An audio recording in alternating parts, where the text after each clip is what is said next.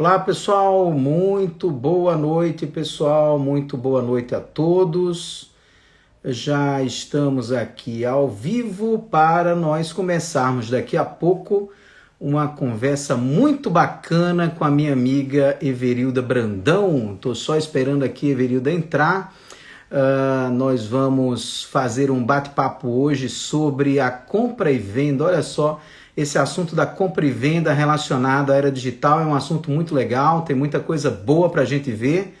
E eu já quero agradecer a todos que estão aqui entrando no nosso Instagram. Vamos hoje fazer aqui pelo Instagram, depois eu vou colocar lá no YouTube do Direito Civil Brasileiro, né, também para que a gente possa ter acesso a este vídeo também lá no YouTube do Direito Civil Brasileiro, certo? Deixa eu ver aqui, a professora Everilda parece que já está.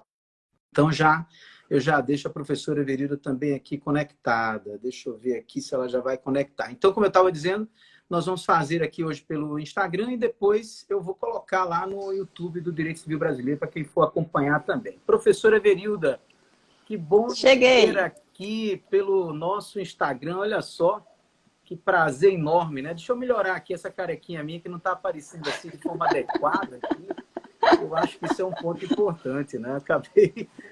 E aí, como é que você está? Tudo bem? Eu estou ótima, e você? Eu estou aqui também tentando me livrar do coronavírus, né? Por enquanto está dando certo, mas eu não sei até quando é que eu vou me livrar do coronavírus ao certo, né? Então, Eu também enquanto estou na isso, mesma. É só o álcool gel entregando para Jesus. pois é, enquanto isso, vamos lavando as mãos, hein, pessoal? Até deixar esse recado aí para todo mundo, vamos lavar as mãos sempre que Verdade. possível, vamos também lavar as mãos com álcool gel e tentar se livrar desse problemaço aí do coronavírus. Bom, quem já pegou, quem já teve Covid-19, eu espero que tenha sido uma experiência menos traumática do que as que estão mais traumáticas, né?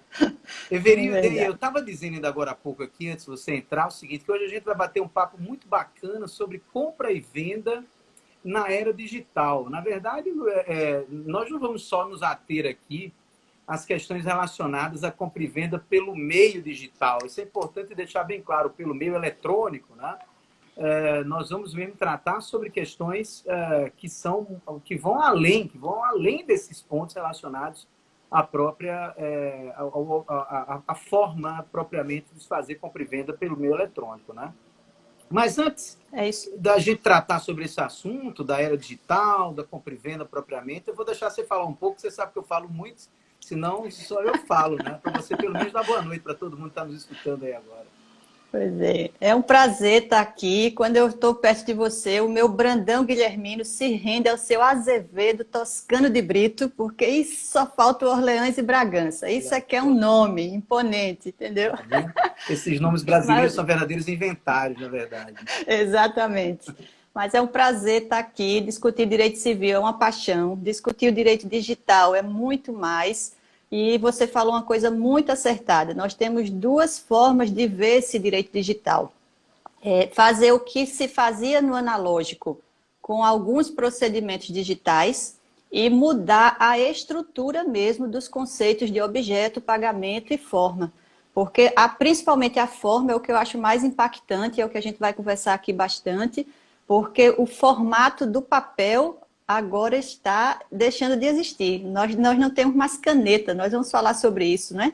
Saímos lá do selo do Anel do Rei e partimos para um token. Então, com certeza, teremos muito para falar dessa segunda linha da compra e venda, que é onde a gente mexe com as categorias mesmo da compra e venda, num código analógico para uma vida digital.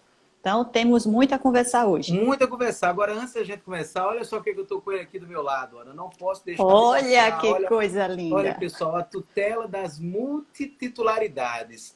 Esse aqui é o livro da É um professora Everilda, trava-língua. que tem um subtítulo chamado Repensando os Limites do Direito de Propriedade. É um livro muito bacana, vale a pena a gente ler, né? Bem didático e trata sobre vários assuntos desses que nós vamos tratar hoje aqui também nesse bate-papo, né? Eu com a professora Everilda, né?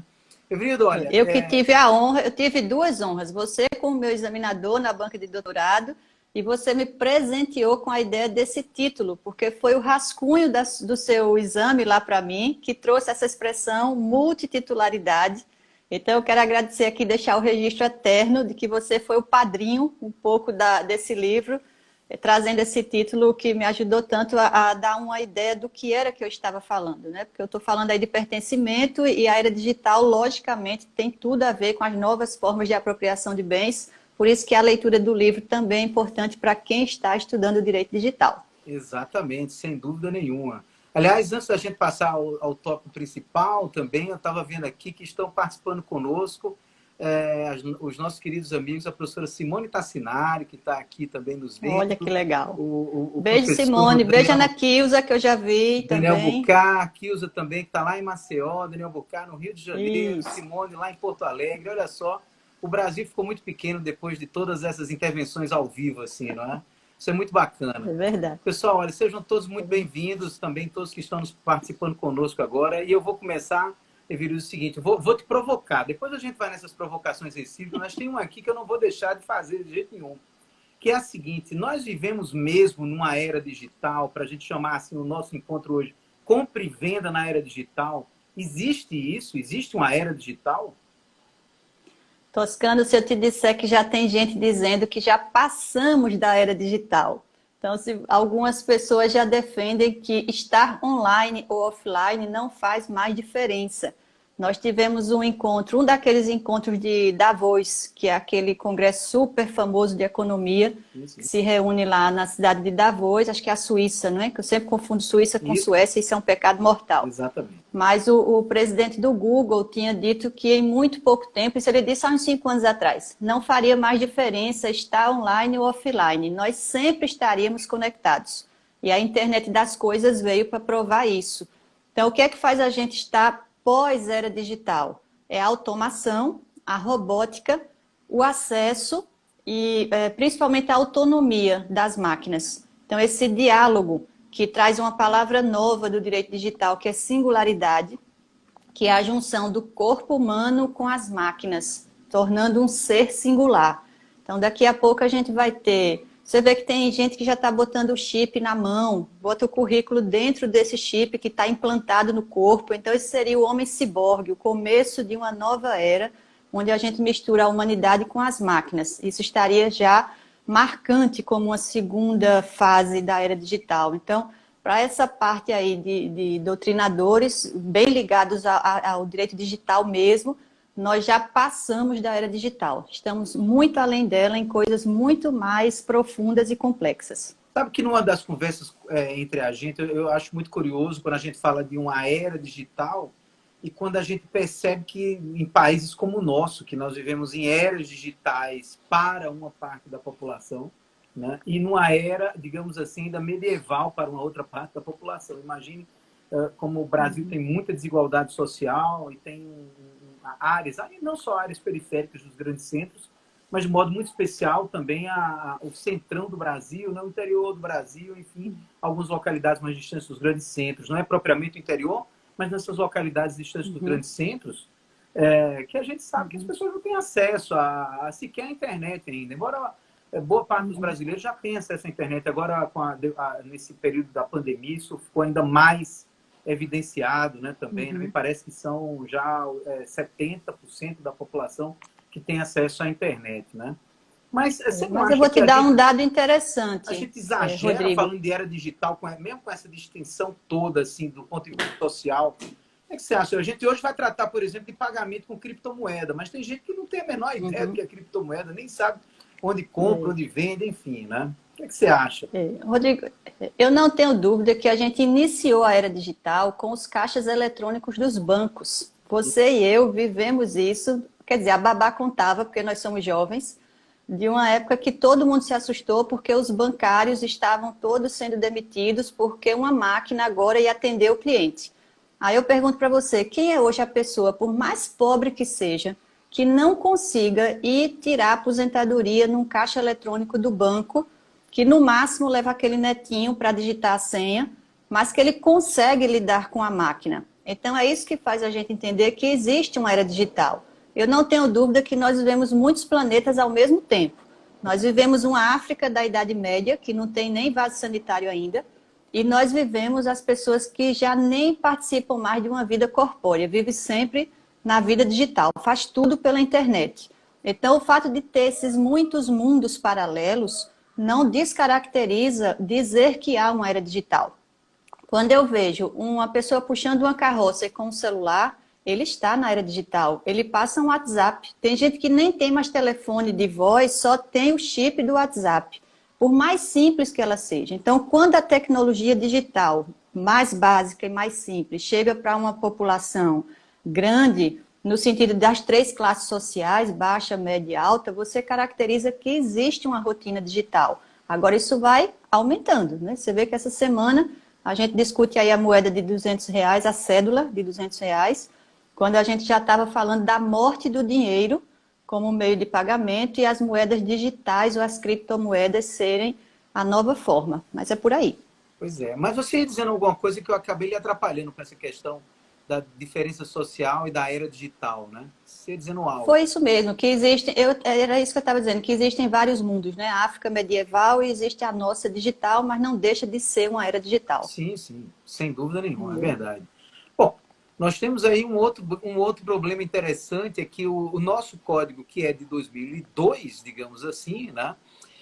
Ele, de um certo modo, ele tem as suas bases, principalmente no direito das obrigações e no direito contratual, ainda muito arraigado aquele Código Civil de 16, né? Não há dúvida nenhuma que a gente, de um certo modo, não se preocupou com uma forma nova de pagamento, né? Não se preocupou com novos objetos, digamos assim, objeto, eu digo, do ponto de vista técnico, né? A prestação, principalmente na prestação do DAR, né? Na prestação de DAR, nesse caso específico, no caso da compra e venda, né?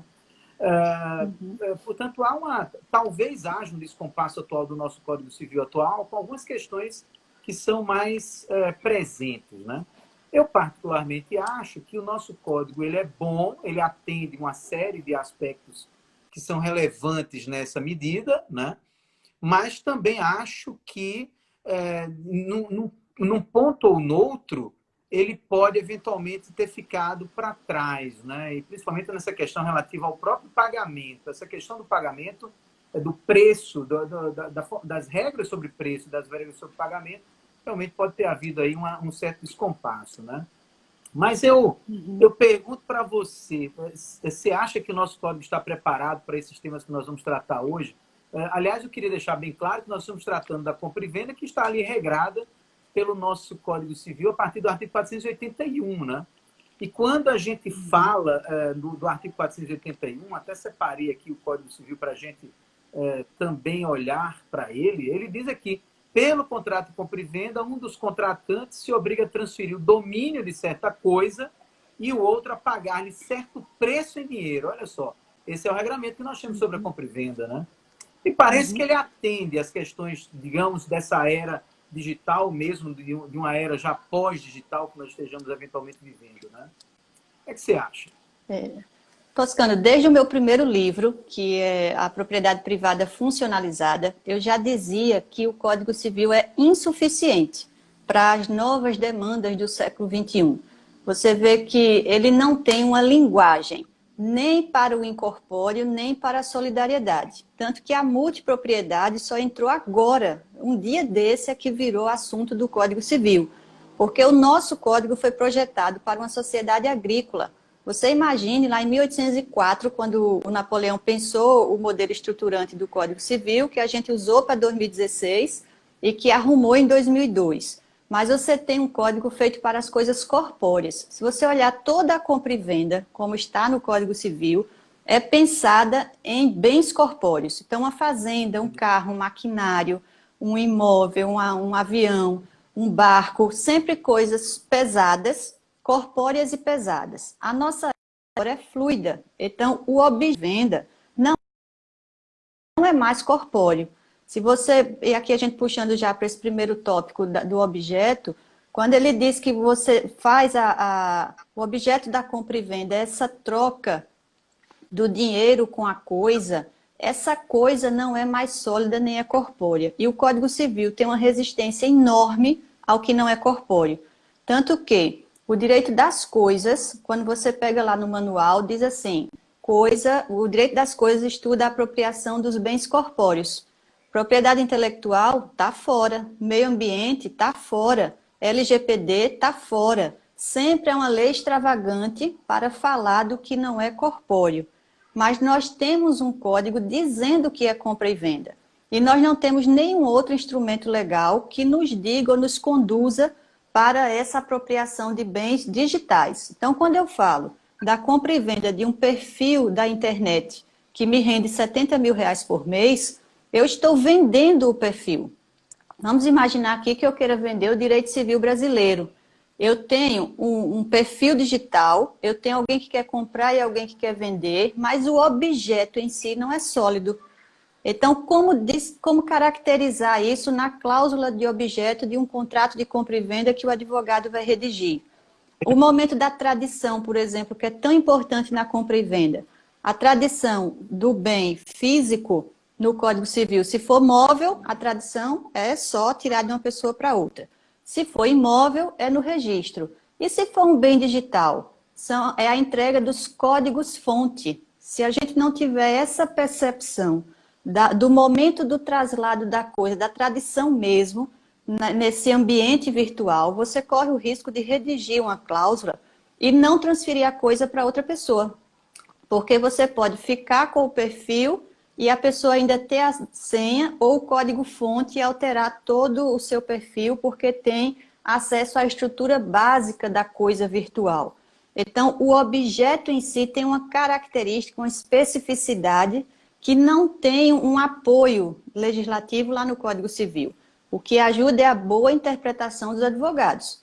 É a boa interpretação da doutrina que vai ajudando a adequar o Código Civil. Mas ele não está pronto para uma linguagem digital ainda, nem para negócios híbridos. Eu acho que ele é insuficiente, a gente consegue usar para muita coisa, mas o contrato acaba sendo o grande protagonista dessa história na compra e venda de bens digitais. É verdade. Inclusive, a característica principal, como você disse já bem claramente, né? Quando a gente vai ver todo o regramento ali da compra e venda no artigo, a partir do artigo 481, ele logicamente que ele nunca pensou que nós estivéssemos nesse momento vivendo essa era diferente, né? Se trata de um assunto, por exemplo, do bem digital, né? O bem digital, que inclusive é um dos temas principais lá do seu livro, né? do livro sobre multipolaridades, né? Isso é um assunto que nem passou por perto do regramento do Código Civil quando ele foi idealizado, ainda que tenha sido já nesse século que nós estejamos passando por ele, né? Ele é de 2002, mas ninguém pensou. Eu lembro que a gente se preocupou muito na década passada sobre a compra e venda eletrônica, né? A gente estava se preocupando com o meio propriamente, mas não com o objeto que seria aquilo que seria objeto da compra, né? Aliás, Everida, acho que a gente já precisa passar aqui para esse ponto do objeto, né? Para todo mundo que chegou depois aí, queira nos acompanhar agora.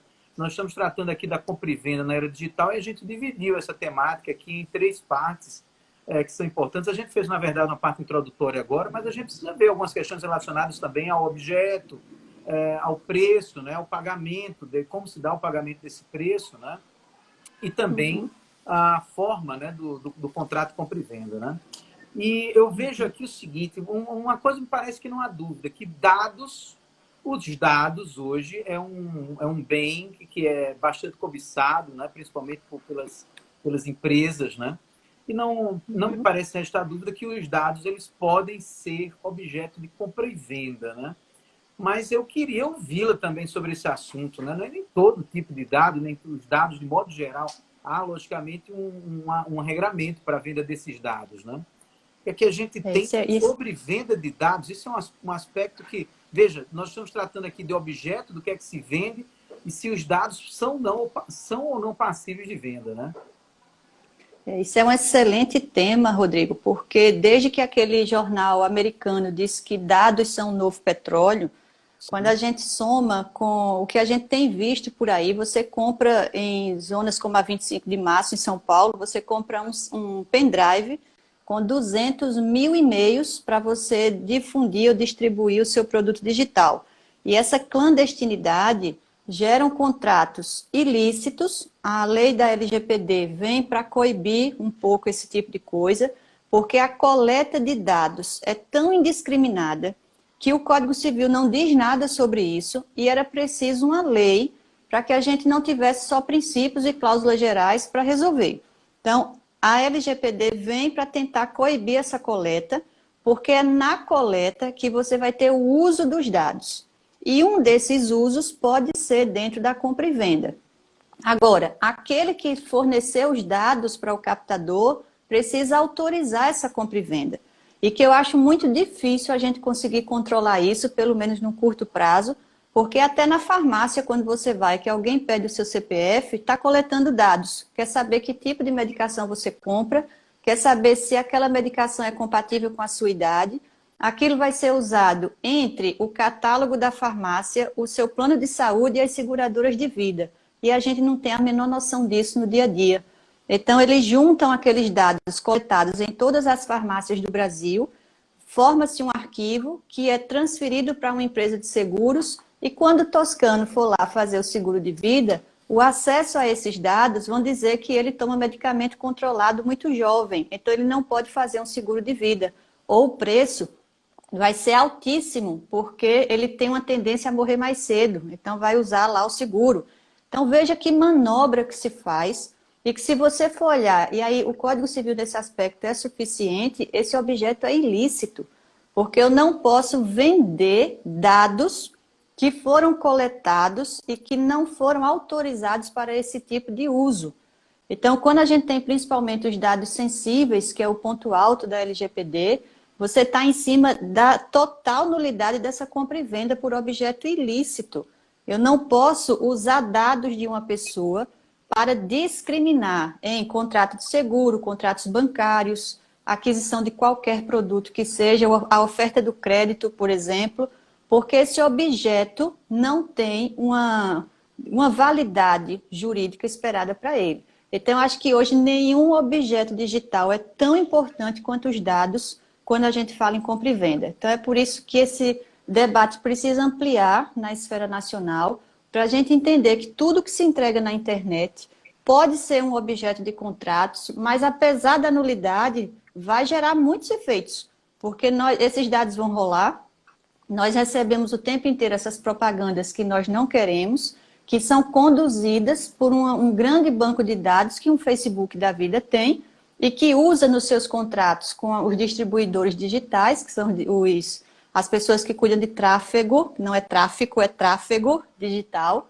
para que você receba lá aquela propaganda do curso de direito, a propaganda de um evento que você tem afinidade. Então, nós temos hoje no objeto da compra e venda relacionado a dados um perigo gigantesco, porque o objeto é digital, não tem uma legislação muito específica, a que mais ajuda ainda não está em vigor, então nós estamos aí num limbo jurídico muito perigoso e que precisamos aumentar o debate para ficar atentos.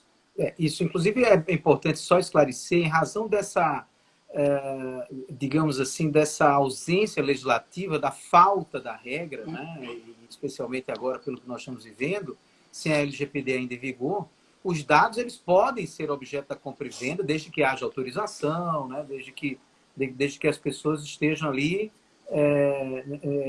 dando a devida, os dados sejam os próprios dados das pessoas, logicamente, mas não dados, como você bem disse, captados com uma finalidade e vendidos para outra finalidade. Né? Aí é onde está a ilicitude. Né?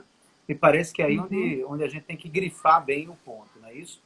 E nós vamos entrar em período eleitoral. O maior uso de compra de dados é para campanhas eleitorais. Tanto que a gente teve o maior escândalo mundial, que é da Cambridge Analytica, que na campanha do Trump usou esses dados para conduzir informações políticas. Então, tudo isso parte da compra e venda de dados e vai bater lá no assunto da política, para você ver o perigo dessa compra e venda.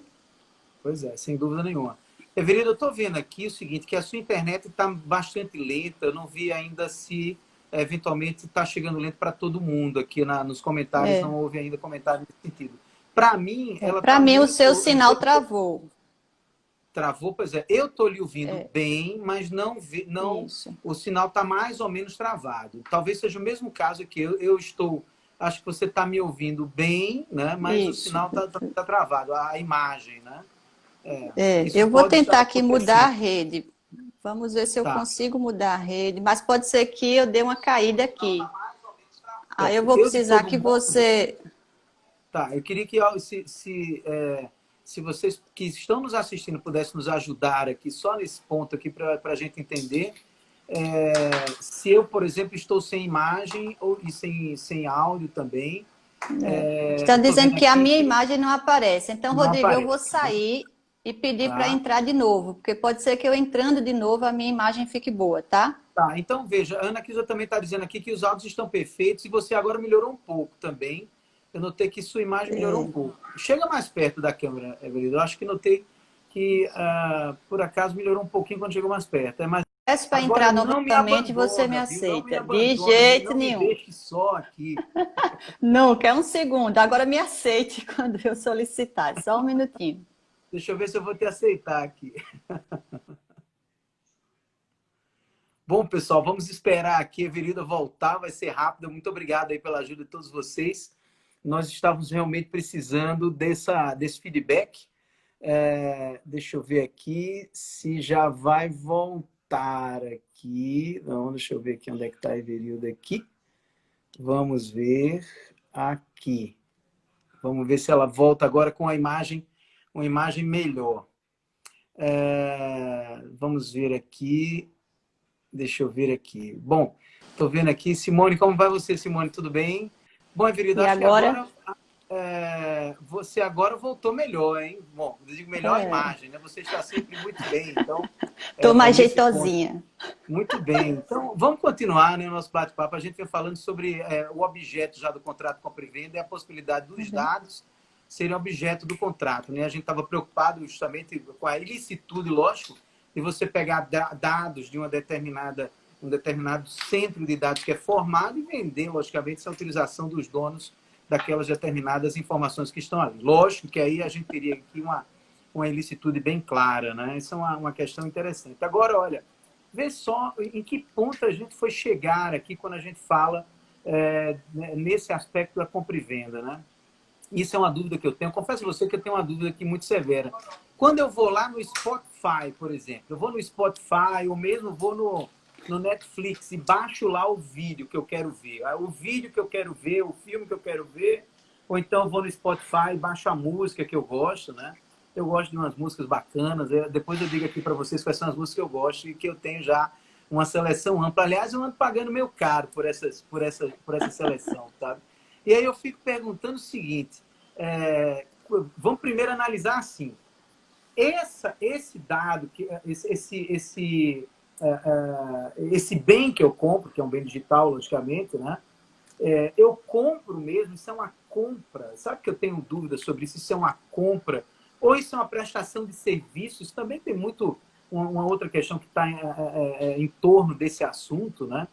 Ou mesmo isso é um contrato, digamos assim, atípico, que a gente possa chamar de contrato de direito de acesso, né? Você sabe que eu não sou capaz de responder essa pergunta, não, sabia? Eu chutaria aqui que nós estaríamos diante de uma compra e venda. Eu estou pagando para receber meu filme, né? Ou estou pagando para receber minha música e me parece que isso está sendo somado a um patrimônio meu. Eu passo a ser dono desse patrimônio também, né? Afinal de contas, eu estou pagando por isso, não por um serviço propriamente, mas para adquirir, como se eu estivesse adquirindo uma videoteca, né? Por exemplo, não sei, mas esse é um assunto que merece debate aqui também na compra e venda nesse momento que nós estamos vivendo. Merece. Rodrigo, na minha tese de doutorado, que é esse livro que você mostrou no começo, eu mostro que a coisa mais revolucionária e disruptiva do direito de propriedade é o direito de acesso, porque ele traz um tipo de negócio que não se tem precedente na história. E ele destrói o modelo proprietário, que é uma expressão que eu gosto muito do Herodes Cortiano, que ele rompe o discurso proprietário. Porque a nossa base de apropriação de bens é exclusiva. Então, o que eu compro para mim, automaticamente faz de você, Rodrigo, não proprietário. E o direito de acesso me dá uma coisa muito peculiar. Eu não quero ter o bem, eu quero ter a experiência que o bem me dá. Em termos práticos, antes eu queria ter o carro. Todo mundo quer chegar à maioridade para ter o carro, principalmente quem é filho mais rico, que papai vai dar o carro porque passou no vestibular. Mas tem gente que não quer ter o carro, ele quer a experiência de chegar no destino, então ele usa o Uber. Então, eu acesso a propriedade de alguém. Então, a era do acesso, que é uma expressão do Jeremy Rifkin, que é inclusive um livro que eu sempre indico para leitura, ele diz que traz um novo modelo em que nós temos poucos proprietários e muitos usuários. Então, nós estamos entrando na década, no centenário dos usuários.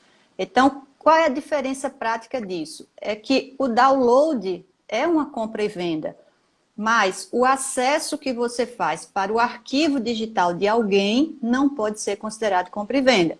E aí, às vezes, a gente faz uma pequena mistura e tende até a querer usar o direito do consumidor, como uma história que eu escutei muito interessante, que um casal sempre comemorava seu aniversário de namoro com a música do Spotify, e no dia tal da comemoração, com jantar, luz de velas e o vinho, bota a nossa música. O catálogo do Spotify tinha tirado a música. Mas eu pago mensalmente, eu quero ter direito à minha música. Não, não tem direito, porque você tem um contrato de direito de acesso ao arquivo de alguém, e esse alguém, que é o Spotify, que é a empresa, pode retirar do acervo a qualquer momento e trocar as músicas. Ou, por exemplo, a Netflix. Por que tem filme que sai da Netflix?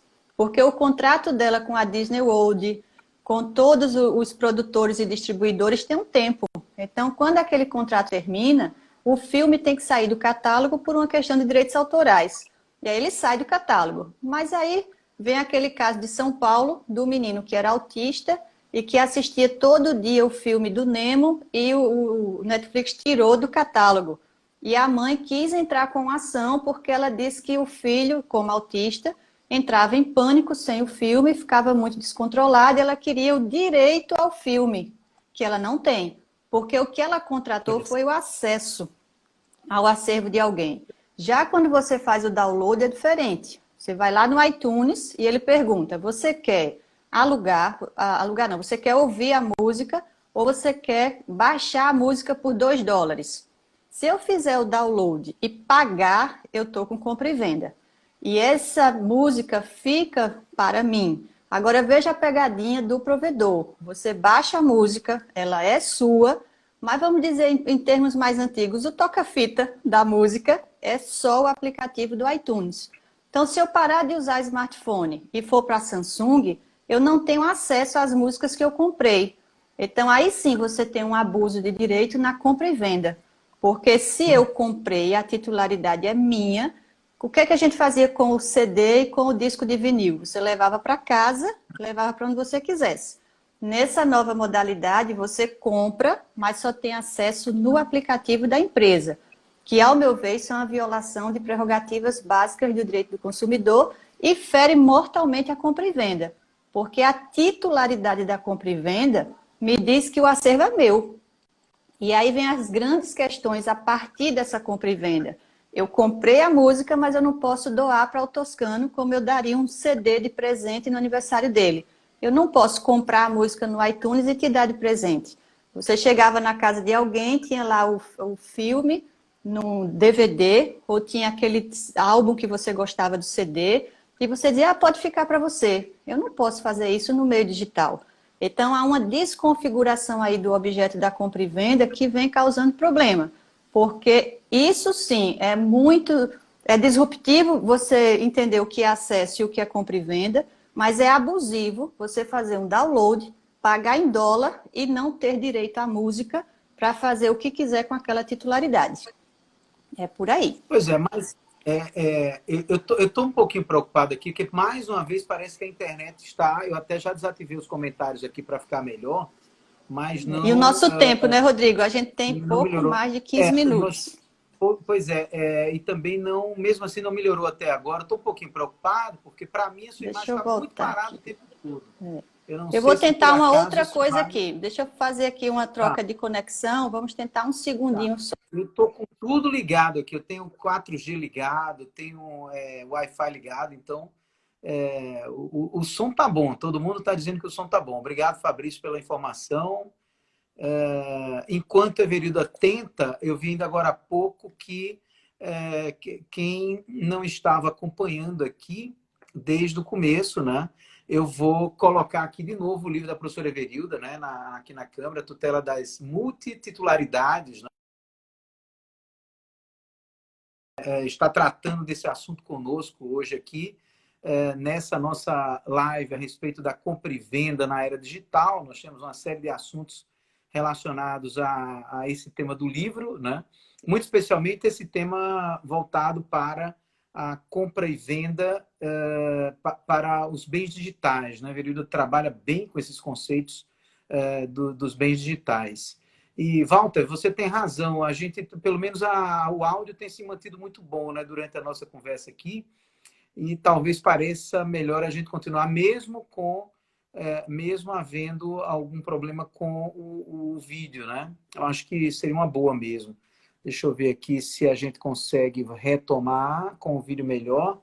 Vamos ver aqui se a gente vai conseguir isso. Mas, de fato, a informação ela está tão preciosa que vale a pena a gente manter o áudio, o vídeo, aliás, mesmo sem um áudio muito... aliás, a gravação mesmo sem um vídeo bom, mas com áudio perfeito, né? Realmente está muito bom o áudio. Também estou vendo aqui que o áudio está muito bom. Só estou esperando aqui a Verilda voltar, já está aqui já conectando, mas é provável que a internet lá onde ela está não está tão boa, né? E por isso não esteja tão boa. Por isso que a gente está tendo essa dificuldadezinha. Mas daqui a pouco a gente já volta. Daniel também está me dizendo aqui que o áudio está perfeito. Fabrício confirmando também. Né? Vamos ver se a gente consegue voltar. E aí eu já não vou mais insistir com essa questão do vídeo. Vamos fazer mesmo sem o vídeo bom, né? É o que a gente pode fazer. Não sei que quem já... Verilda já está me dizendo aqui que não está conseguindo entrar. Deixa eu ver de novo aqui se ela volta aqui agora. E mais uma vez aqui eu estou vendo que... quem foi que me perguntou sobre o livro ainda agora há pouco? Eu vou mostrar de novo aqui o livro, né? Voltei. A Tutela das Multititularidades, né, Verilda? Tem um pessoal que estava pedindo aqui para mostrar de novo o livro. Eu estou mostrando enquanto você voltava aí. Né? Que bom. Eu vi Muito que alguém bem, perguntou a editora, que é a Lumen Juris. Eu acho que voltou sim, bem agora. né? Pois é. Mas olha, infelizmente o nosso tempo está passando muito rápido nesses temas aqui. Tá. Mas sabe o que eu estava pensando aqui? Quando você estava falando do download, né? Você baixa os seus arquivos, você cria um verdadeiro acervo, né? E veja, eu estava pensando aqui numa segunda perna de uma relação jurídica que a gente possa considerar aqui, que é você pegar esse seu acervo e vender esse acervo. Veja, eu não estou mais preocupado agora com o download propriamente. Tudo bem, o download tem toda essa questão envolvendo o que você disse agora, né, que seria, não é propriamente um contrato de compra e venda, talvez tenha um conteúdo do contrato de compra e venda, né? Também acho que isso aí também ficou bem No esclarecido. download tem. Né? No download é compra e Pois venda. você tem compra e venda, mas tem também envolvido o contrato de direito de acesso, né? Que me parece que aí... Eu não sei se a conexão ficou boa, deixa eu fazer essa amarração de novo. Você opta o contrato que você quer. Ou compra e venda, que você teria o exemplo do download no iTunes. Ou você quer o direito de acesso, que não tem nada compra e venda. É o Netflix e o Spotify. Embora que o Spotify também permite que você baixe a música fazendo download, mas é um pouco diferente do iTunes. Que também no Spotify não vai ser compra e venda, porque no Spotify ele diz o seguinte: se você tiver o canal Premium, você baixa, faz o download da música, mas você só pode usar enquanto for assinante. Sim. Então, olha a diferença, eu continuo tendo acesso. Esse sim, o então, contrato a de diferença... direito de acesso, né, que a gente precisa deixar bem esclarecido para todo mundo que está nos vendo. Né? Diferente e da muita gente venda, assim... né? Mas na hora que eu formar... Vamos só avançar nesse ponto, que eu acho que é um ponto interessantíssimo também. Na hora que eu tenho o formato do download propriamente, eu faço um acervo digital meu, eu posso vender esse acervo digital. Né? Uma questão interessante que a gente estava vendo... Fale, você quer fazer uma observação, vai? Quero, porque esse é o ponto grande de discussão. Você não pode vender porque a plataforma não permite. Olha que abuso isso. Que nesse sentido há uma violação das bases da compra e venda. Se você pagou, porque o que difere o acesso da compra e venda é você ter pago. E não pago a assinatura mensal, mas pago o download. Você passa lá é R$ 2,99 por música. Geralmente é isso. Mas Foi uma nova modalidade de um mercado. ponto que a gente precisaria discutir aqui é, se eu faço download e isso representa contrato de compra e venda, até aí a premissa está certa, Isso, não é isso? Então, eu isso. adquiro uma propriedade. Isso, mas o provedor não te deixa fazer outra compra e venda em que você é o vendedor. Olha que abuso. Muito bem. Então, É na isso que eu acho verdade, que é muito violador você não da adquire a compra e venda. propriedade, né? Porque você não tem direito de Exatamente. dispor, você vai lançar mão de um dos elementos da propriedade. No caso aí, né, o direito de uso, você tem, Uhum. não tem direito de fruição, certamente está proibido também pelo contrato, não tem direito de disposição, Tá. nem tem direito de reivindicação. Na É, verdade, o que você está fazendo é.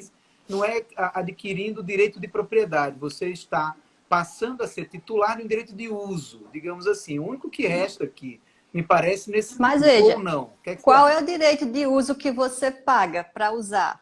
Que não seja uma locação ou que não seja o próprio acesso. O direito de uso é o que eu tenho no acesso. Eu uso a plataforma, acesso o filme que eu quero assistir, que continua sendo do Netflix. A minha questão é quando eu compro a música, paguei US$ 2,99 pela música, então isso é compra e venda. Pelo Código Civil, a Everilda é a titular. Tem gente, Toscano, que tem mais de R$ 40.000 em músicas baixadas no iTunes. Eu já vi isso de verdade. Que não pode E veja, fazer nada, né? 40 E mil. guardar, Não, talvez e veja, R$ 40.000. vai haver Quando a você tem sucessão. dívidas, você tem dívidas a pagar e precisa de um dinheirinho, vende as músicas que você tem. Não pode, porque a plataforma lhe vendeu, mas não lhe dá a titularidade. Isso é um absurdo em termos de compra e venda. Então, acho que o judiciário merecia se manifestar sobre isso, mas eu não vi ninguém levar isso ao judiciário ainda. Porque isso é dinheiro vivo. Você veja até que para penhora de bens, se eu for penhorar, vai que eu quero o seu acervo de R$ 40.000 em música, porque eu sou um músico e quero as suas músicas que eu não vou pagar, porque tem lá você que já pagou. Isso seria importante, inclusive, até para a penhora judicial.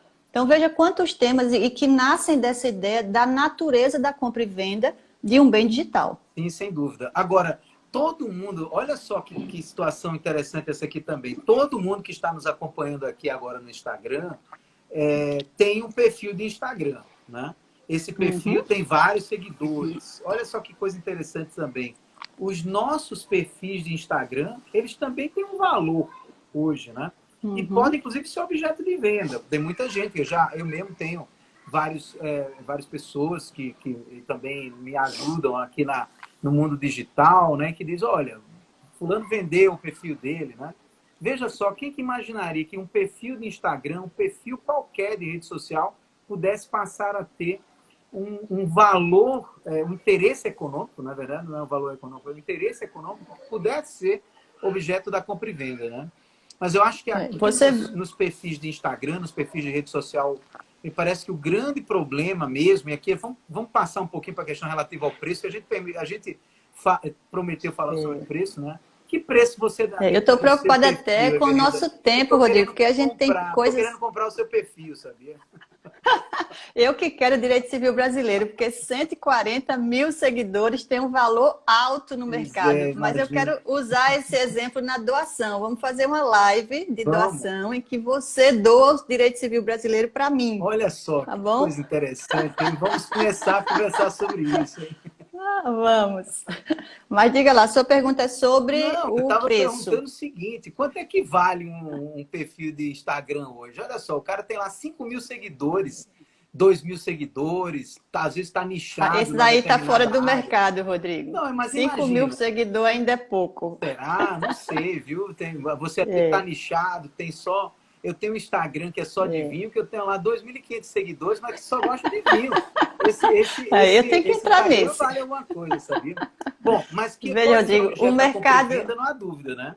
Não há pode, dúvida que pode pode. ser E o, objeto da compra e o, venda. o Agora, e o mercado, preço, né? E o valuation disso que me parece que é interessante, né? exatamente, o mercado dá muito valor econômico para os perfis acima de 100 mil. É por isso que todo mundo quer chegar rápido a 100 mil. E se você chegar ao patamar de 1 milhão, aí você entra numa categoria que cada anúncio feito no seu perfil tem um valor em dólar altíssimo, que é quando esses artistas todos têm os seus perfis e ficam fazendo propaganda ou digital influencer, e ele tem uma renda familiar em cima daquele perfil. Por isso que os escândalos na era digital são tão complicados, porque à medida que você perde seguidores, você perde o preço de mercado e o preço do próprio perfil. Então, existe um profissional da Bolsa de Valores que faz um procedimento chamado valuation, que vai identificar a quantidade de seguidores que você tem, um item chamado engajamento, que é uma das coisas mais importantes na era dos perfis sociais. Se você lança lá uma foto e tem 5.000 comentários, você vê que o padre Fábio de Mello lança lá uma foto de um cachorrinho, tem 1 milhão de comentários. Então, ele tem um perfil muito ativo. Então, você tem número de seguidores, número de atividade, movimento mesmo daquele perfil, e ele vai dar um valor, como ele dá uma ação na Bolsa. Ele diz, ó, o direito civil brasileiro vale R$ 1 milhão. E eu posso declarar isso em imposto de renda como bem, posso usar isso na compra e venda, porque alguém vai comprar o perfil e vai passar a administrá-lo. Então, isso é compra e venda. E qual é o preço do negócio? É o valuation que lhe ajuda a lhe dar o preço. Então, se o advogado não estiver pronto para isso, eu já recebi consultas de colegas assim. Eu tenho que redigir o contrato de um perfil, mas eu não sei como atribuir o valor. Digo, faz o valuation. É o caminho mais prático hoje em dia. Mas mudando de assunto de novo, ainda continuando, logicamente, no objeto da live, logicamente, né? Mas você falou da Receita Federal, da declaração à Receita Federal, né? Nós estávamos estudando, e também você me ajudou nesse estudo, da Instrução Normativa 1888, não é isso? 1888 de 2019. Essa instrução normativa, pessoal, ela trata sobre o regulamento dos criptoativos, né?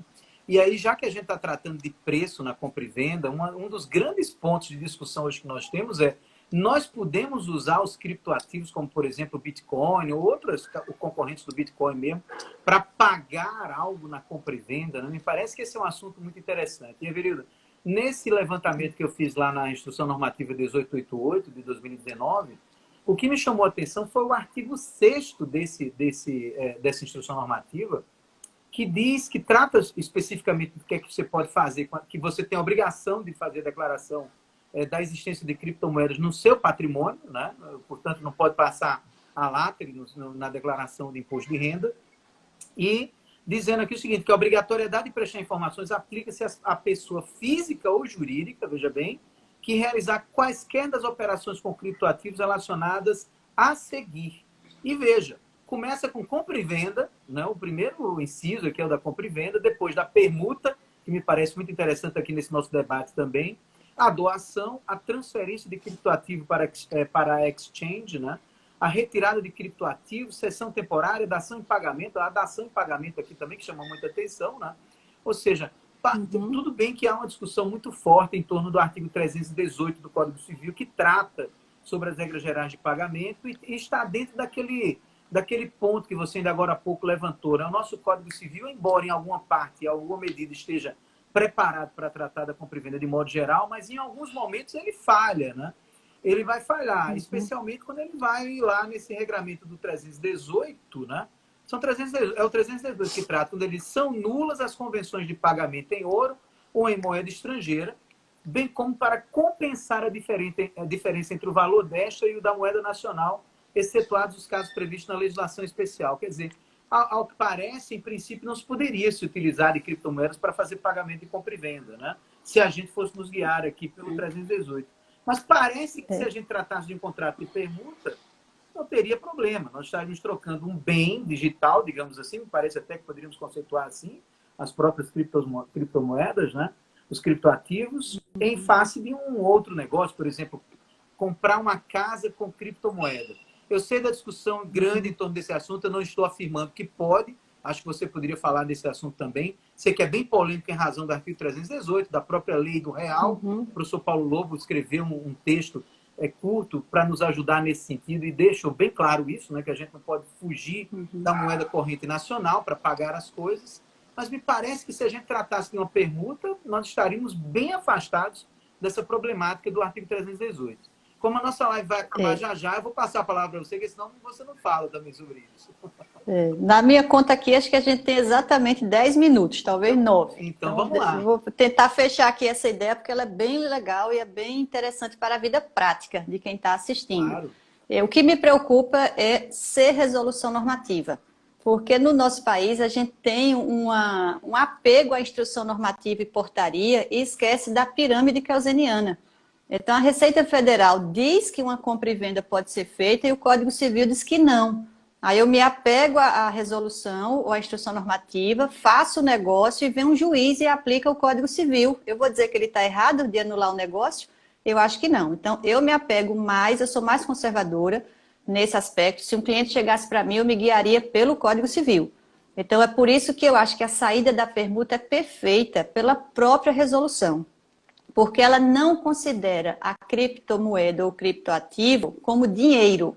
Então, se na compra e venda o bem universal é o dinheiro, e aí o que compõe aquele posicionamento do nosso querido mestre eterno, que é o nosso Paulo Lobo, de dizer que é nulo o negócio jurídico porque você entregou um dinheiro que não é dinheiro, não é moeda nacional, por isso que fere o 318.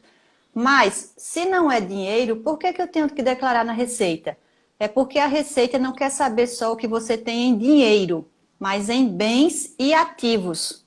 Então, o ativo é um bem jurídico e na permuta você pode trocar um bem por outro. Na compra e venda você troca um bem por dinheiro. Na permuta você troca um bem com uma coisa que não é dinheiro. Então, acho essa saída um cano de escape para manter a legalidade, de você garantir a eficácia do negócio jurídico e a validade, especialmente, do que você escrever, fazer a escritura como compra e venda. Eu escrituraria como permuta, como uma saída legal mais segura do que a compra e venda, que eu acredito que seria nula pela moeda que não é moeda. Depois que eu tinha dúvida, sinceramente, eu tenho dúvida sobre isso. Eu não vou dizer aqui para você que eu vou fechar a questão a respeito desse assunto. Isso Até tem muito a porque, refletir mesmo. até porque esse artigo 318 nos deixa mesmo na dúvida. Mas, depois de ler a instrução normativa da Receita Federal, que considera como ativo, considera que nós devemos declarar, né? Porque tem um valor, inclusive, ele traz as regras também sobre transformação da criptomoeda, do criptoativo, em valores, né? Isso também está lá no artigo 3º da instrução normativa. Então, eu não vejo nesse ponto, eu não veria nesse ponto nenhum problema em se ter um contrato de permuta, né, de um ativo, que é um ativo digital, digamos assim, porque de fato acaba sendo um ativo digital, por um outro ativo que é móvel ou imóvel, né, da forma como fosse. Aliás, Everildo, por falar Eu me em imóvel... pergunto se um tabelião redigiria uma escritura se você chegasse lá no cartório pedindo para redigir. Essa é uma boa... E por falar em escritura, Rodrigo, a gente podia falar da forma que essa plataforma do e-notariado, da resolução número 100, da do CNJ, da gente poder realizar o ato da compra e venda totalmente por meio digital, com o certificado digital e assinatura digital. É muita digitalização para a compra e venda, não é mesmo? Inclusive eu acho que essa questão da forma me parece que é a que mais retrata como a compra e venda passou por transformações nos últimos anos, né? E muito especialmente nesses últimos meses.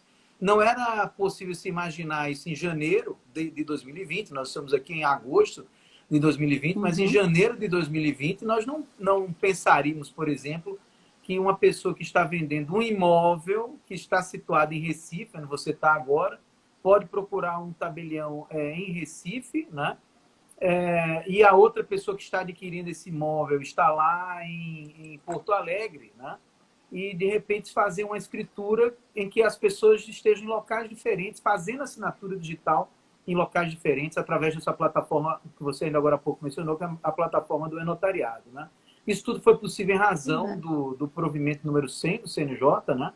Que autorizou que o tabelião, através do e-notariado, possa fazer essa escritura com um comprador lá em Porto Alegre, inclusive o tabelião de lá também poderia fazer, né? Porque tem uma regra no provimento dizendo que você pode escolher o tabelião do local do domicílio do comprador, né? O domicílio eleitoral do comprador, no caso, isso é importante deixar bem claro, né? Ou o do local onde se situa o imóvel, né? Você pode escolher o tabelião de uma das duas localidades para realizar essa escritura. E veja, o tabelião pode estar na sua casa, o comprador lá em Porto Alegre, o vendedor em Recife, em outro local, por exemplo, né? Que pudesse fazer esse negócio. Agora, eu só não sei se o tabelião toparia dizer que vai fazer uma escritura de permuta com criptomoeda. Eu tenho lá as minhas dúvidas. Eu opinaria no seguinte sentido, fazendo menção à instrução normativa 1888, eu faria, sabe? Até mesmo para ver, e a gente precisa ser disruptivo até nessas horas, né? Por que não fazer assim? Eu acho que tem que fazer e encarar, né? Agora, pelo jeito, o nosso tempo vai acabar, né, Verida? Eu não sei, eu tô meio... Vai, com certeza. Tinha muita coisa ainda para falar, mas eu acho que a gente já está aí nos 2 ou 3 minutos finais. Tá bom, então. Mas, considerando que o tabelião não pode intervir no negócio, ele tem a obrigação de redigir até um negócio nulo. As partes é que se virem depois. O que ele tem que verificar é a sanidade das partes, se elas têm realmente a vontade livre, e redigir o documento. A minha pergunta é, será que essa escritura, alguém em Recife, outro em Porto Alegre e o tabelião no Rio de Janeiro, esse contrato é entre presentes ou entre ausentes? Olha aí, uma boa pergunta. Uma boa pergunta, e talvez até já essas alturas a gente nem vá até se deslocar também dessa discussão, né? Porque as coisas se transformaram tão rapidamente, né? Que a gente vai se deslocar. Agora, eu estava vendo aqui Eber perguntando sobre a questão da permuta e da compra e venda. De fato, o que a gente tá querendo resumir aqui, Eber, é o seguinte: se for com o criptoativo, a gente acha conveniente que seja um contrato de permuta em razão de uma limitação que a gente encontra no artigo 318 do Código Civil sobre pagamento e, no caso, que afetaria e a hipótese de compra e venda em criptomoeda, né? E sobre o texto do professor Paulo Lobo, ao qual eu fiz menção, nós vamos pedir autorização aí para ele deixar mais redondo e a gente publicar, inclusive, aqui na página do Direito Civil Brasileiro. Everildo, olha, eu vou ter que dar tchau e vou deixar um tchau para você também dizer tchau, porque senão a gente vai ser cortado, vai ser deletado aqui do nosso Instagram, né? Rodrigo, foi um prazer enorme conversar com você. Estar na sua frente é sempre uma honra gigantesca. Conversar com você mais ainda. Já tive a honra de escrevermos juntos e agora uma live juntos. Então, obrigado por esse momento tão especial para mim. Já deixando aqui o meu boa noite e boa semana para todo mundo que está assistindo. Foi um prazer conversar com vocês aqui. E olha, pessoal, nós vamos também programar daqui uns dias, viu, Everildo? Já fica aqui o convite público para a gente fazer um evento maior com mais 2 ou 3 professores que gostem dessa matéria para a gente debater ainda mais outros temas que ficaram, né? Acho que isso vale muito a pena, né? Já aceitei. Pessoal, um abraço grande, hein? A gente precisa sair, porque senão vão despejar a gente aqui. Aliás, a gente precisa discutir se esse despejo é lícito ou ilícito, hein? Tchau, tchau. Exatamente. Beijos.